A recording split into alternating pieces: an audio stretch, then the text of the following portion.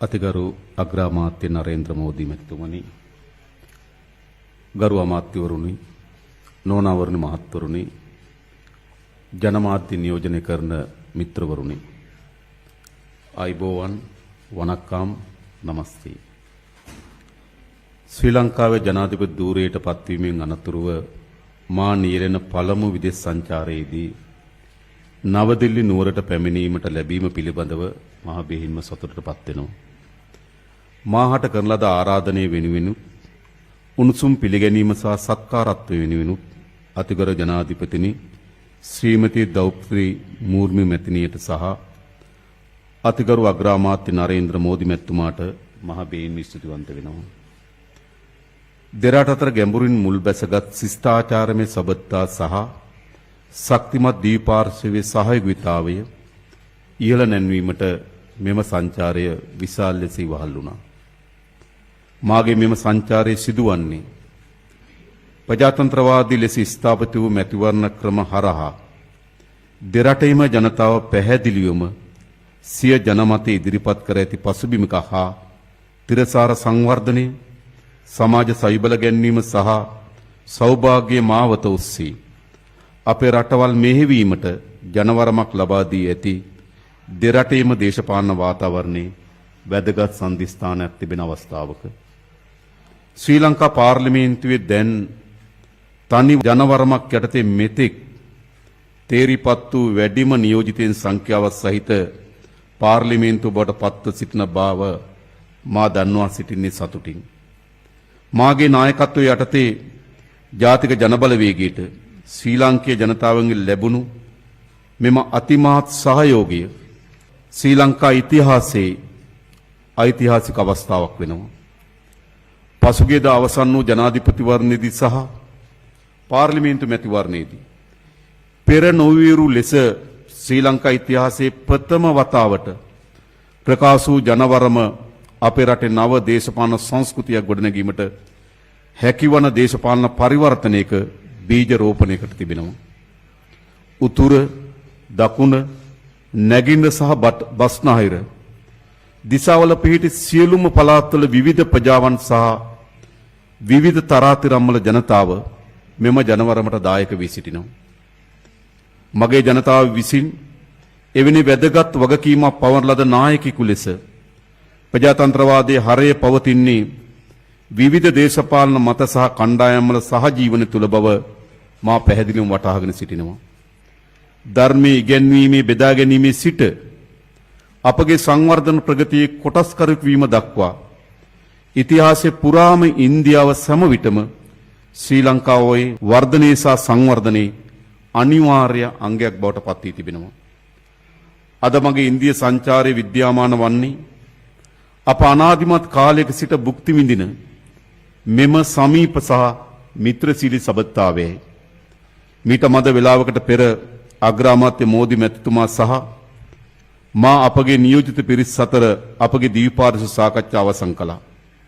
අපගේ සබඳතාවල වර්තමාන තත්ත්වය පිළිබඳව පුළුල් සමාලෝචනයක් කර අතර ඉදිරියේදී අන්‍යෝන්‍ය වශයෙන් උනන්දුවක් දක්වන ශේස්ත්‍රවල අපගේ සහයෝගීතාවය තවදුරටත් ශක්තිමත් කිරීම මන් සහ ක්‍රම පිළිබඳව අදහස් වමාරු කරගත්තා. ශ්‍රී ලංකාවට ලබා දුන් නොසැලෙන සහාය වෙනුවෙන් විශේෂයෙන්ම 2022 වසරේදී රට මුහුණ දුන් පෙර නොවිරු ආර්ථික අර්බුදයේදී ඒ වගේම ශ්‍රී ලංකාවේ ණය ප්‍රතිවගත කිරීමේ ක්‍රියාවලියේදී ශ්‍රී ලංකාවට ලබා දුන් ප්‍රබල සහයෝගය වෙනුවෙන් මාග්‍රාමාත්‍ය මෝදි මැතිතුමාට සහ ඉන්දියානු රජයට ස්තුතිය පළ කරා. ඉන්දියාවේ විදේශ ප්‍රතිපත්ති රාමුව තුල ශ්‍රී ලංකාවට හිමිවන විශේෂ ස්ථානට අනුකූලව ශ්‍රී ලංකාවේ තිරසර ආර්ථික වර්ධනය සඳහා ඉන්දියාවේ ඇති පූර්ව කැපවීම පිළිබඳව අග්‍රාමාත්‍ය මෝදි මැතිතුමා සහතික වුණා.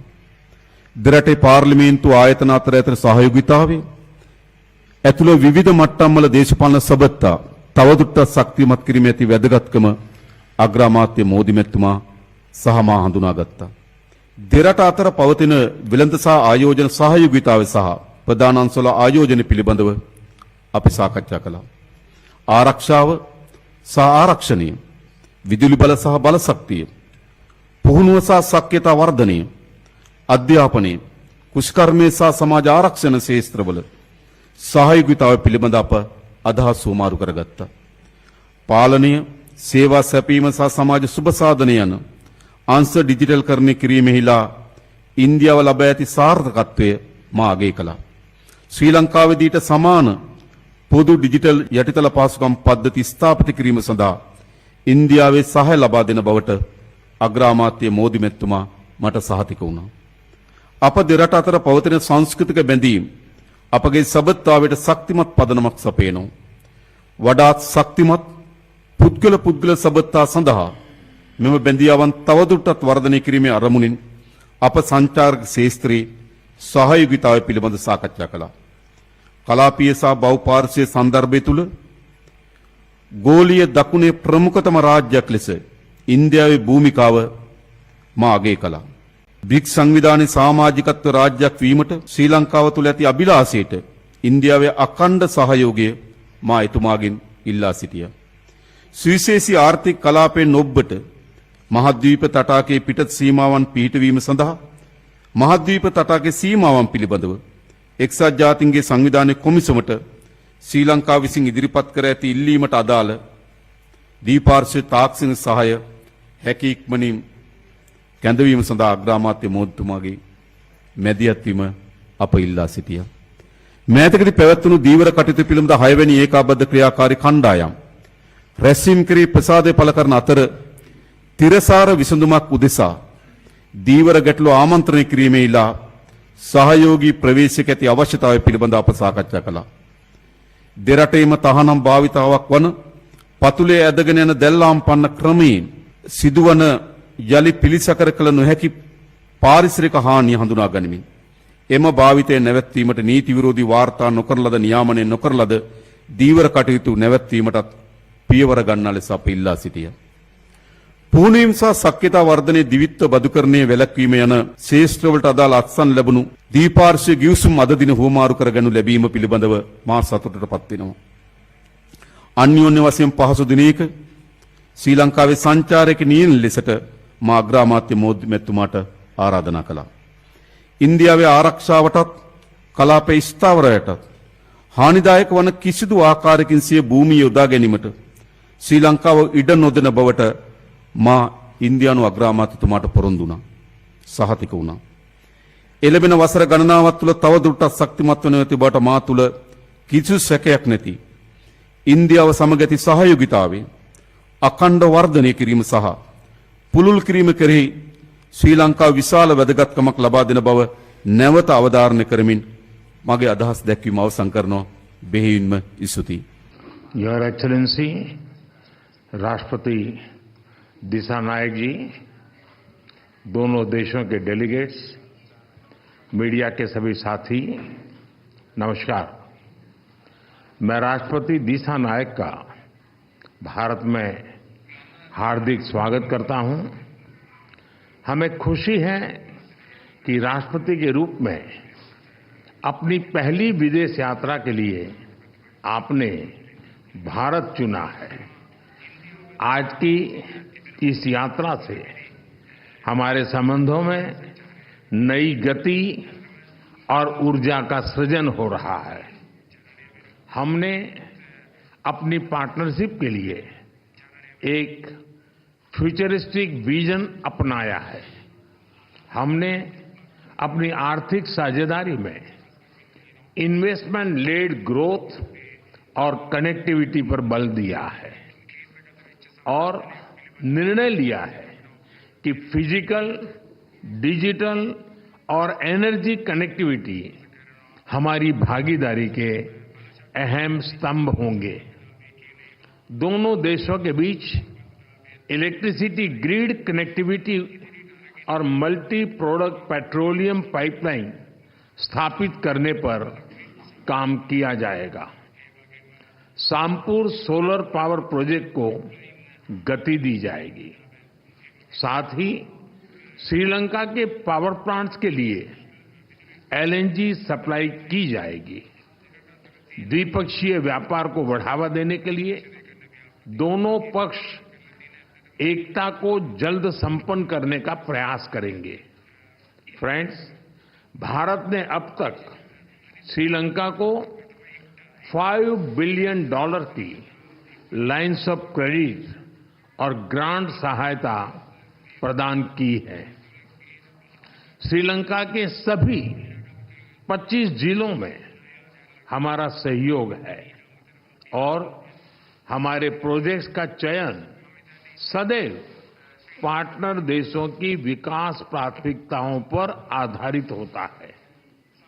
अपने विकास सहयोग को आगे बढ़ाते हुए हमने निर्णय लिया है कि माहो अनुराधापुरम रेलवे सेक्शन के सिग्नलिंग सिस्टम और कांके संथुराई पोर्ट के पुनरुद्धार के लिए ग्रांट सहायता दी जाएगी। शिक्षा सहयोग के तहत अगले वर्ष से जाफना और पूर्वी प्रांत के विश्वविद्यालयों में 200 छात्रों को मासिक छात्रवृत्ति दी जाएगी। अगले 5 वर्षों में श्रीलंका को 1500 सिविल सर्वेंट्स को भारत में प्रशिक्षण दिया जाएगा। हाउसिंग, रिन्यूएबल एनर्जी और इंफ्रास्ट्रक्चर के साथ साथ श्रीलंका में कृषि, डेयरी और फिशरीज के विकास के लिए भी भारत सहयोग देगा। श्रीलंका में यूनिक डिजिटल आइडेंटिटी इस प्रोजेक्ट के लिए भी भारत भागीदारी करेगा। फ्रेंड्स, हम दोनों इस बात से पूरी तरह सहमत है कि हमारे सुरक्षा हित एक दूसरे से जुड़े हैं। हमने रक्षा सहयोग समझौते को शीघ्र अंतिम रूप देने का निर्णय लिया है। हाइड्रोग्राफी पर भी सहयोग की सहमति बनी है। हम मानते हैं कि कोलंबो सिक्योरिटी कॉन्क्लेव क्षेत्रीय शांति, सुरक्षा और विकास के लिए अहम प्लेटफॉर्म है। इसके अंतर्गत maritime security, counter terrorism, cyber security, तस्करी और ऑर्गेनाइज्ड क्राइम के खिलाफ लड़ाई, humanitarian assistance and disaster relief जैसे विषयों पर सहयोग बढ़ाया जाएगा। फ्रेंड्स, भारत और श्रीलंका के पीपल टू पीपल संबंध हमारी सभ्यताओं से जुड़े हैं। जब भारत में पाली भाषा को क्लासिकल भाषा का दर्जा दिया गया तो श्रीलंका में भी उसकी खुशी मनाई गई। फेरी सर्विस और चेन्नई जाफना फ्लाइट कनेक्टिविटी से पर्यटन को बढ़ावा मिला है और साथ ही हमारे सांस्कृतिक संबंधों को भी मजबूती मिली है। हमने निर्णय लिया है कि नागपतिनाम और कंकेसंथुराई फेरी सर्विस की सफल शुरुआत के बाद अब रामेश्वरम और तलाइमनार के बीच फेरी सर्विस शुरू की जाएगी। बौद्ध सर्किट और श्रीलंका के रामायण ट्रेल के माध्यम से पर्यटन की अपार संभावनाओं को साकार करने पर भी काम किया जाएगा। फ्रेंड्स, हमने मछुआरों की आजीविका से जुड़े मुद्दों पर भी चर्चा की। हम सहमत हैं कि हमें इस मामले में एक मानवीय अप्रोच के साथ आगे बढ़ना चाहिए। हमने श्रीलंका में रिकंस्ट्रक्शन और रिकंसिलिएशन पर भी बात की। राष्ट्रपति दिशा नायक ने अपने समावेशी दृष्टिकोण के बारे में मुझे बताया।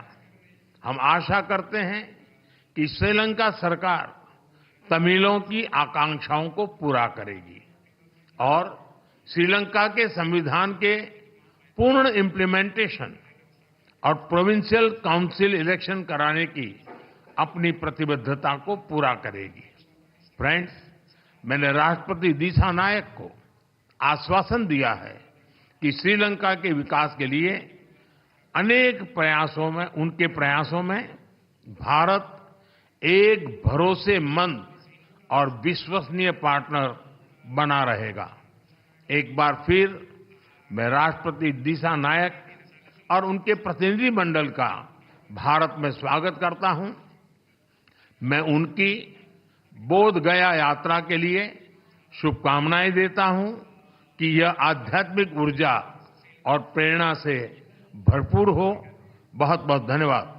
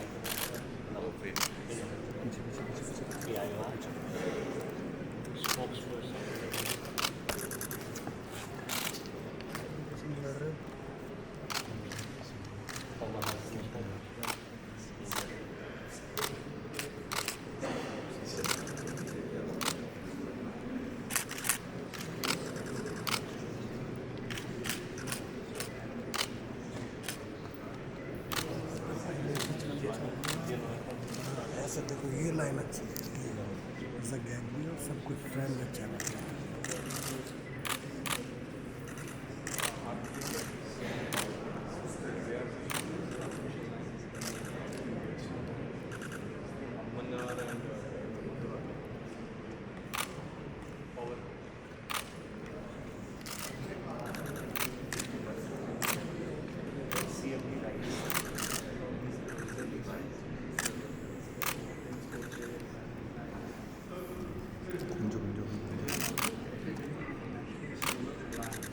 वीडियो फोटो ले लो वीडियो इस तरफ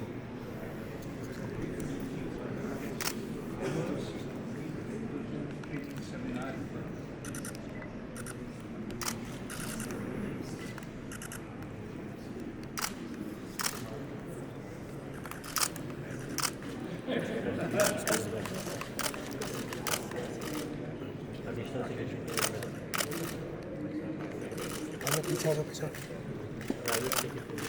पीछे पीछे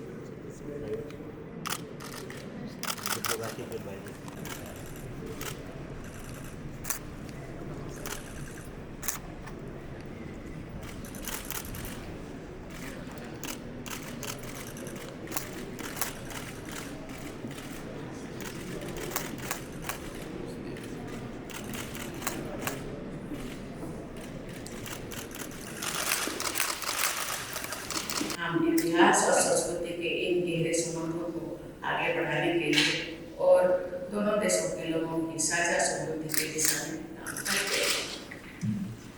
Ladies and gentlemen, Sri Lanka is deeply embedded in the psyche of the Indian people and is an integral part of our folklore and common civilizational heritage. In fact, the Kalinga region of ancient India had special cultural and spiritual linkages with Sri Lanka, which are remembered to this day in the state of Odisha.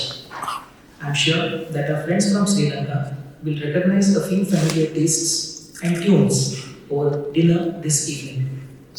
We will continue to work together to build on these deep and enduring links of history and culture and towards the shared prosperity of the people of our two countries. ಒಬ್ಬರೊಡನೆ ಅಪೇಕ್ಷಿಸಿದ ಸಮಾನದ ಕಾರಣಕ್ಕಾಗಿ ಸರ್ಕಾರಕ್ಕೆ ಒಬ್ಬರ ಇಂಡಿಯಾದಾಗಿಲ್ಲ ಜನತಾ ಮಾಗೆ ಅವರಿಗೆ ಸೂಚಿಸಿದೆ ನಿಮ್ಮ ವಾಸ್ತವ ಶ್ರೀಲಂಕೆ ಜನತಾವೆ ಅಪಗೆ India ಮುನ್ಸೂಚನೆ ಬೇಕಾದ ಮಾಹಿತಿ ಅತುಗಳ ಜನತೆ ಒಬ್ಬರು ಬೆಳೆಸುತ್ತಾರೆ ಶ್ರೀಲಂಕಾ ಸಹ ಇಂಡಿಯಾ ಪ್ರಗತಿ ಕಾರ್ಯಕ್ರಮಕ್ಕೆ ಸಹ ಭೂಗೋಳಿ ಸಮೀಪಕ್ಕೆ ಇಕ್ಮಾಯ ಅವರಿಗೆ ಸಂಬಂಧದ ಶಿಷ್ಟಾಚಾರಗಳ ಸೇವೆಯಲ್ಲಿ ನಂತರ ಅನ್ಯೋನ್ಯ ಗೌರವೇ ಸಹಾಯವಿದ್ದಾವೆ ಸಂವಿಧಾನದ ಅನಾಗತ್ಯವಾಗಿ ನಿರ್ವಚನೆಗೆ ಇಂಡಿಯಾ ಸಾಗರಗಳಲ್ಲಿ ಸಿಗಲು ಸೋಮಾರ್ತಿಗೆ ಕೇಂದ್ರಿತತ್ವ ಅಪದರೆಡೆ ಸಾಕ್ಷ್ಮ ಸಬತ್ತ ತಾವೇ ಸಂಪ್ರದಾಯ ಸಾರಧರ್ಮ ಸಾನಾಗತಿಸೋ ತೆಕ್ಮತ್ವ ಪොදු භූමියකින් අපි බෙදී සිටිනවා. එබැවින් මගේ පළමු රාජ්‍ය සංස්කාරය ඉන්දියාවේ ප්‍රසිද්ධ කිරීම නිරායාසයි. යුග ගණනක් පැරණි මෙම සම්බන්ධතාවය තවදුරටත් ශක්තිමත් මගේ රජයේ ශක්තිමත් කිරීම මගේ රජයේ බෙදී සිටිනවා. මගේ රටේ ආර්ථික ප්‍රවෘත්තිය වර්ධනය සහ ස්ථාවරත්වය කරා යන ගමනේදී ඉන්දියාව විශ්වාසාන්ත මිත්‍රයෙකු ස්ථිර හෝකරපු ලෙස මෙන්ම අපගේ සමීපතම අසල්වැසියන්ගේ නොමද සහායකය අප වෙත දක්වන්නේ. අපට සහාය අවශ්‍ය කළ අවස්ථාවලදී ඉන්දියාව ශ්‍රී ලංකාව ලබා දෙන සහාය සහ දක්වන නොසැලෙන සහාය අප වෙනුවෙන් අගය කරනවා. श्रीलंका युगे कभी सिटिन में मोदी रटे आर्थिक सबलता तवरता साधमाकली पुद्गल सबलता වැඩි කිරීම සහ කලාපීය සහ ගෝලීය සහයෝගිතාව අභිවර්ධනය කිරීම වැදගත් වේ. අනාගතයේ සුවිශාල ශක්තිතාවකින් සමන්විත ඉන්දියානු සාගර කලාපයේ සාම විස්තාරාත්මක ආරක්ෂා සාත්‍රස සම්බන්ධනි සහතික කිරීමලා අප දෙරටේ භූමිකාව අතිශය වැදගත් එකක්. අපගේ නෞකාරීත්වයේ ශක්තිය රඳා පවතින සාමූහික ක්‍රියාකාරීත්වය මතයි. පාරිසරික ගැටලු පිළිබඳ අවධානය යොමු කිරීමේදී හෝ ත්‍රස්තවාදී පෙරේසහන් කිරීමේදී හෝ ගෝලීය වශයෙන් සියලු ප්‍රවේශන ප්‍රතිලාභ ලබන ආර්ථික වර්ධනය සාධිත කිරීමේදී හෝ දේශ සීමා අතික්‍රමණය කරන නව සහ පරිණාමවල අභියෝගවලට අඩමුණ දිය හැකි සහයෝගී ප්‍රයත්න මගින් පමණයි. අන්තර් සබඳතා සහ එකිනෙකා මැද මත යෙදෙන බවක් අනාගත පරස්පර නිසා විශේෂ වශ අවස්ථා උදා කර ගැනීම පිණිස ශ්‍රී ලංකාව ගෝලීය ධර්මයේ ප්‍රමුඛ රාජ්‍ය වශයෙන් ඉන්දියාව සහ වඩා කුළු සහයෝගිතාවයක් ගොඩනගීමට කැපවී සිටින අතුගරදනානුත් වේ.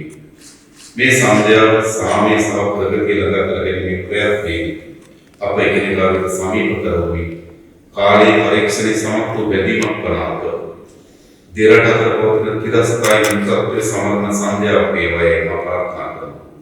ශ්‍රී ලංකාව වෙත ලබා දෙන නොසැලෙන සහයෝගීතාවය සහ මිත්‍රත්වය වෙනුවෙන් මා ඉන්දියාව වගේට ජනතාවට මගේ හෘදයාත්මක ස්තුතිය පුද සිටිනවා. අප අතර ඇති සහයෝගීතාවය තව තවසක් වතුන ඇතැයි යන්න අප එක්වන ඉදිරිගමන අපගේ රටවල සහ සමස්ත කලාපීන සෞභාග්‍ය රැගෙන ඇතැයි යන්නත් මගේ හිතෙනවා.